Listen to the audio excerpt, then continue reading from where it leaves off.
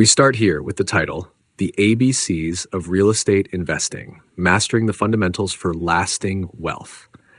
That phrase, fundamentals, matters more than it sounds, because most people don't fail at real estate due to lack of opportunity. They fail because they skip the basics. As the quote on this slide hints, wealth isn't built on hope. Hope is what you have when you don't have a system. Cash flow is what you have when you do. This entire presentation is about replacing optimism with clarity and ambition with structure.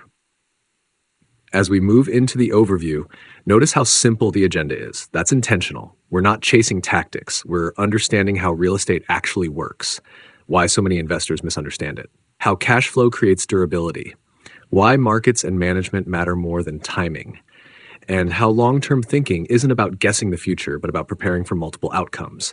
If you get these right, the rest becomes far less stressful. Here's the first big idea, the real opportunity. As this slide shows, real estate rewards operators, not speculators. That's a quiet truth that gets drowned out by social media screenshots and overnight success stories. The money is rarely made at purchase alone. It's made in the months and years after, through decisions that compound. Better management, smarter pricing, tighter expenses. If you've ever wondered why two people can buy similar properties and get wildly different results, this is why. And if you want something concrete to follow along with, a checklist, a framework. You can download the PDF linked below. It walks through these ideas step by step. And if this kind of thinking resonates, make sure you're subscribed, because this is just one layer of a much deeper conversation. Now let's slow down and talk about myths. This slide is uncomfortable for a reason. You need a lot of money. Big properties are riskier. Returns depend on appreciation. These beliefs feel true because they're repeated so often, but when you look at the data, they fall apart. Larger properties often spread risk better. Cash flow can outperform appreciation, and capital is more often found through structure and partnerships than savings accounts. Stories are persuasive. Numbers are honest, which leads directly into cash flow. This slide is the backbone of the entire deck. A property's value grows when its income grows. That's not philosophy, that's math. Net operating income determines what lenders will finance, what buyers will pay, and how resilient your investment is during downturns. This is why experienced investors obsess over operations. They're not waiting for the market to save them. They're improving the engine themselves.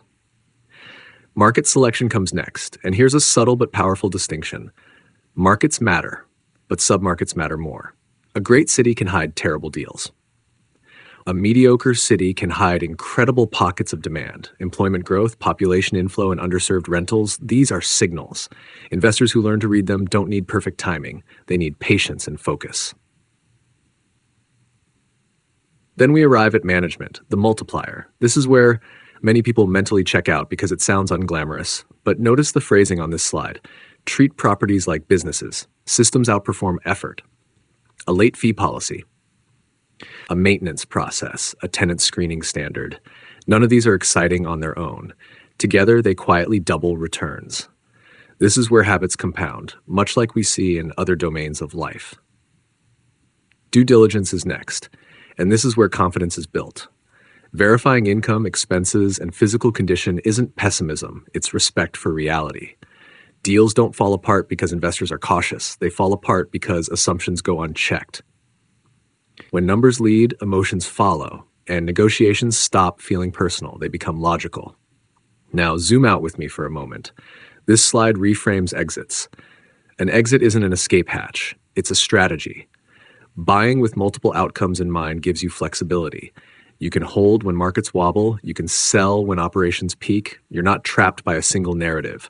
That optionality is what long-term investors quietly protect. Here's where it becomes practical. As this slide suggests, you don't need to overhaul your life to apply this. Analyze one property purely on NOI. Study one submarket deeply. Identify one operational improvement. Small actions taken seriously change trajectories. And now, pause here with me. This reflection slide asks a simple but revealing question. If appreciation stopped tomorrow, would your properties still build freedom? This is where I'd love to hear from you. Drop a comment with your honest answer, or even your uncertainty. These conversations are where clarity starts, and reading different perspectives sharpens everyone involved. We close with what I think is the quiet advantage. Wealth grows where systems, patience, and disciplined thinking meet.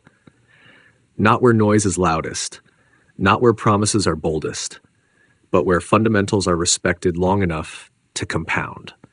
To make this actionable, grab the PDF in the description. It's designed to turn insight into structure. Subscribe if you want more conversations like this, and turn on notifications so you don't miss what comes next.